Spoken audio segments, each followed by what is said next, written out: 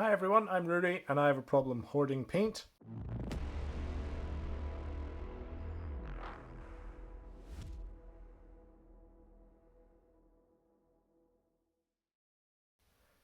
I've been painting miniatures for over 30 years now, and over that time I have bought paints from many different companies. The first ever paints I bought were from Citadel in the early 90s. And I think some of these pots in front of you here actually represent some paints from my earliest hobbying days. Some of these pots, the hex-shaped ones, as you can see here, they were released in about 93, still produced up to about 1998. Then Citadel went to these sort of bolter shell ones. They were notorious for drying out, and they switched to this flippy lid. But they didn't do very well either, so I've got a lot of dried up paint here. I need to make space, so today I am going through all these paints, seeing which ones are salvageable and chucking out the ones that are past their best. If there's any which are maybe just about on the cusp of drying out, I'm going to see if I can fix them up, and I'll show you the process for resurrecting paints. So, having given the paints a quick visual inspection and a shake to listen for liquid in them, I have got a set of safe paints which are pretty much good to use out of the pot. I've got some paints which are possibly salvageable. Here's an old pot of Goblin Green. You can see where the lid has crumbled away. More on that later. Now this one I think is at the very extremes of what might be possible to save with the addition of some medium. But there's some other paints from the sort of post 2008 period which are still a bit liquid in there, so they'll probably stir up just fine. The same is true of the foundation paints. This range I think came sometime in the noughties and was very opaque, covered a black undercoat very well. And they're really quite useful still to this day. I've got some things that are still sealed actually. Obviously never found a use for things like these glazes with the red lids. Blue lids are washes. There's a couple of discontinued glazes, again from 10-15 years ago. Still quite useful for doing yellow especially. That's much easier to apply over a light base coat and get a consistent colour than a yellow paint. Speaking of yellow paints, I have 3 pots of Sunburst Yellow. I don't think I painted much yellow back in the day because this covered terribly. And there's some other interesting colours. Deadly Nightshade, I don't think this one was around for particularly long. It's a really nice dark blue. And then some bizarrely named things. I've got one here called Hideous Blue. Never really think of blue as being a hideous colour. It's quite a pale grey blue. What you might notice with some of these lids is that they have fallen to pieces. So I'm going to look at repairing and replacing those lids. First up, let's add some medium, try and save some paints.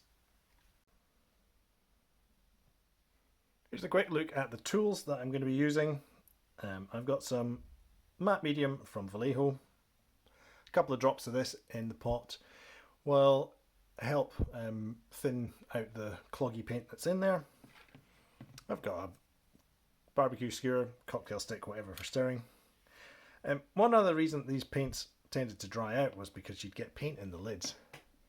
So I've got a little dental tool here I'd use for sculpting, but it's quite useful for running around the inside and removing this.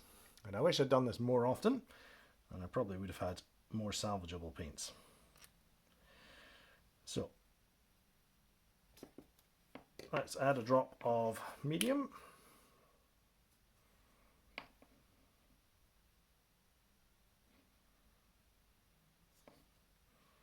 Or 2.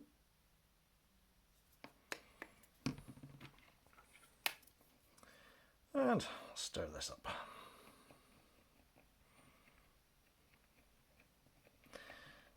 You might find there's some tough bits in the bottom. but this is going together quite well. Get rid of more paint that's dried around the edges.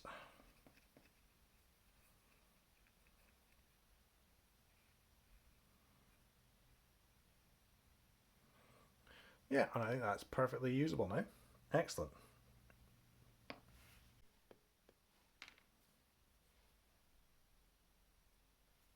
I am disappointed to report that my pots of goblin green are goners, which is a shame because it is the colour of choice for painting bases in a retro style. But the good thing is that a lot of these colours live on in brands like Coat d'Arms, who were the original producers of these paints for Citadel back in the day. Some complaints the coverage is maybe not quite as good, but honestly I think the coverage of these paints was never the best. So Coat d'Arms serves up goblin green for those who want retro style bases. How to gauge if a paint is just not gonna be salvageable. Really it's about the feel. I've added plenty of medium to this pot of foundation Gretchen green, and I'm stirring, but nothing is really liquefying. It's all just still clubbed together. It's tacky at the bottom of the pot, so unless you are incredibly desperate, it's going to be a lot of medium to resurrect a paint that's thick and sticky.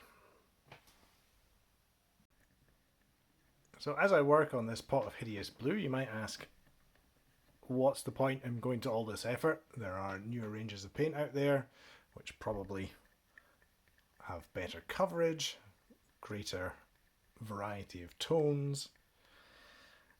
A number one reason is that I hate waste, and I have a lot of paint that I potentially will never get through if I just keep buying new stuff. So that's the number one reason. Number two reason is a bit of a nostalgia thing, of course. I'd like to be able to get some retro figures out. I turned 40 very recently, and all of a sudden I want to achieve that wargaming high that I felt in the 90s and early 2000s when I regularly played Warhammer 40,000 type games.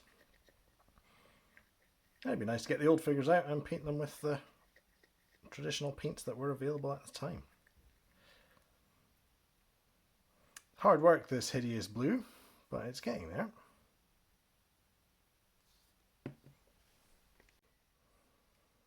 A quick word on modern Citadel paints is that the lids are still prone to paint collecting in them, and that stops the paint closing, which speeds up the drying out process.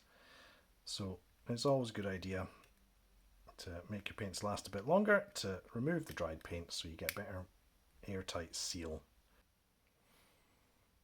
This pot of snakebite leather, not the contrast paint of the same name, it has a broken lid, and that will probably lead to the paint drying out. So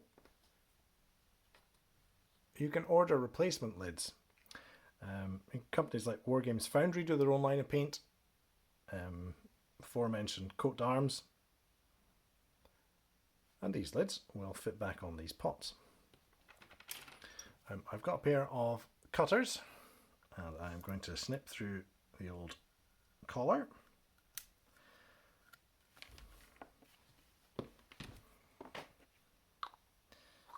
And if I clean out the dried paint from the neck,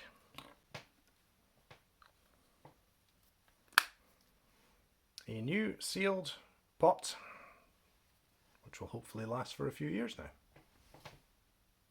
So RIP to Citadel paint from the 90s and noughties.